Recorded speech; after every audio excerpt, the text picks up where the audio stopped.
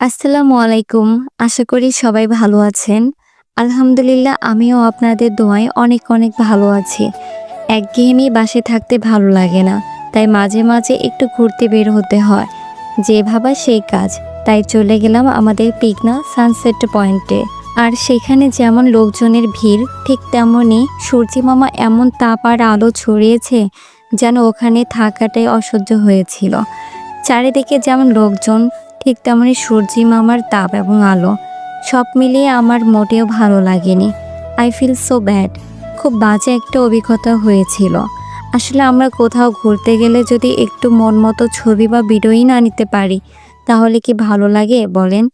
আর তার সাথে যদি থাকে ছোট বাচ্চা, মানে আমার সাফু বাবা, সে তো অনেক দুষ্টুমি করে আর দৌড়াদৌড়ি করে। তাকে কন্ট্রোল করাটাই আমাদের পক্ষে অনেক টাফ হয়ে গিয়েছিল। যাই হোক, সব মিলিয়ে এই জার্নিটা আমার মোটেও ভালো লাগেনি।